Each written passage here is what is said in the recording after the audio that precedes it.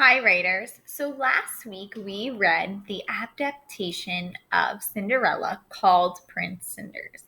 And after reading that, we talked about different ways that authors adapt or change fairy tales.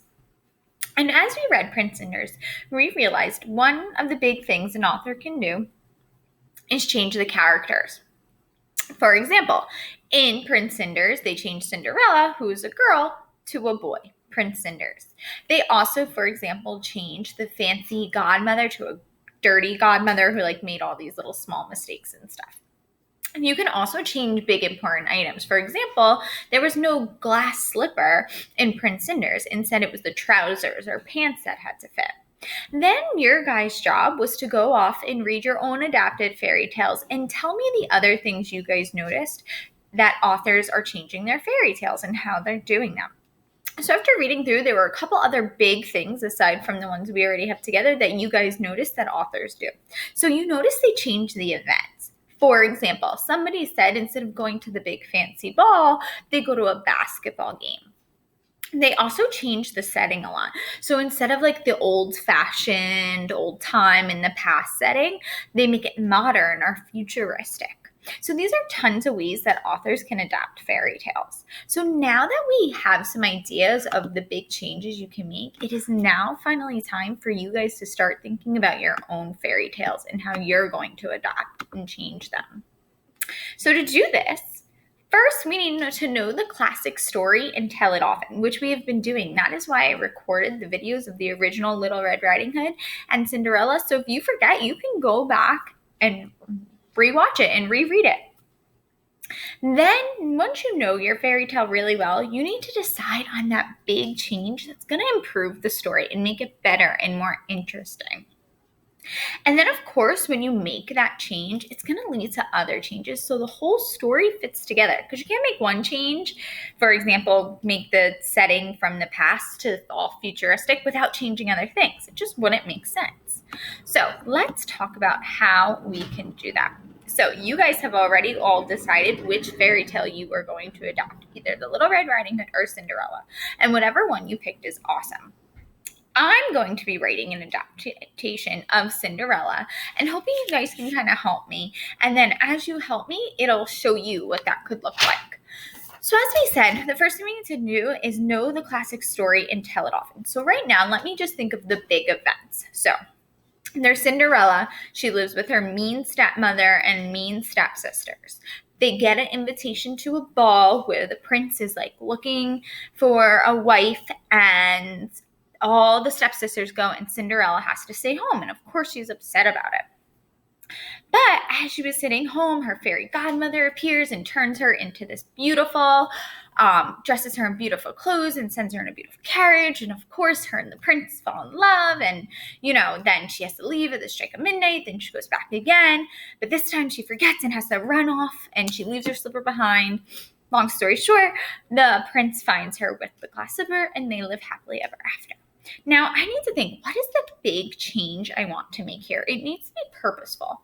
Now, for me, I love the classic Cinderella, but one thing I don't like is kind of how Cinderella is made out to be just this, weak girl who doesn't care about other things. In the end, she kind of just wants fancy clothes and marriage, where we know women are more powerful than that. So I want to change. My big change is what she wants or her motivation. And I'm actually going to add that to our list of ways we can adapt our fairy tales. So for example, we can change their wants or motivations or wishes. So change wants, motivations, wishes. So in the classic Cinderella, she wishes for fancy things and a husband, and I want it to be more important than that. So I want her to want to change the world. So now I need to brainstorm ideas. Okay, why does she want to change the world? What does that look like? Maybe she wants to save the dolphins or save animals. Maybe she wants to help the homeless. Maybe she wants to find a cure or a vaccine for the coronavirus or figure out ways to help people. So I think that's what I want my big change to be. Instead of wanting to get married and have a husband, I want her to change the world. Specifically, I'm going to have it be related to coronavirus. And I'm going to have it be that she is looking for a cure to the disease. Okay. Now, writers, what you are going to do today is the same thing I just did. You're going to think of what is that big change going to be, and then how is that going to change the rest of the story? Because me having Cinderella, or whatever I'm going to name my character, want to now find a cure for coronavirus is totally going to affect other things, right? She's probably going to have to work in a different place. And maybe instead of having mean stepsisters, she has evil coworkers or something like that. So you have to think about how your one change is going to affect the rest of the story. And my setting is obviously going to be different. It's not going to be taking place in a palace. It's probably going to be taking place in a hospital or in a lab or a doctor's office. Okay, so your job today is to decide on that big change to improve the story and make it better, and then think about how that's going to make it all fit together. And then you're going to write about it, all these changes. You're not writing your actual fairy tale yet. You're just kind of writing down all these ideas you have on this slide. Let me show you some examples. This is kind of like, when we write Fast and Furious and just get all our thoughts out.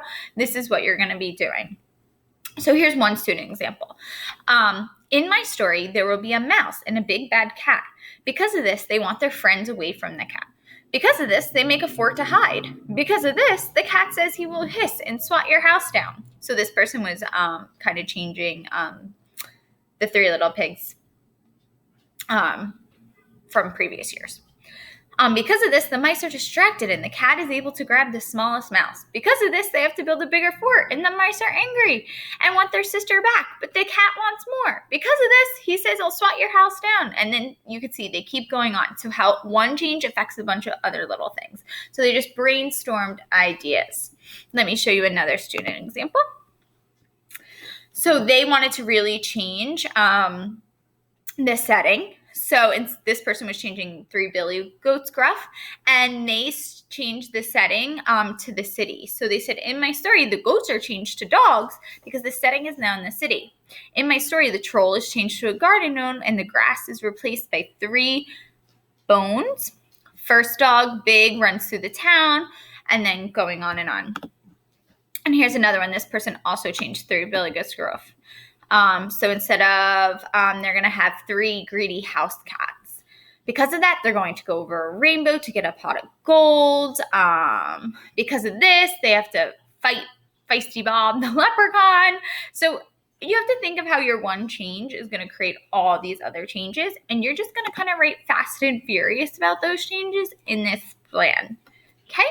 So that is your job today, writers. Remember, think of your classic fairy tale, decide on that big important change, and then think of how that's going to change everything else and write about that.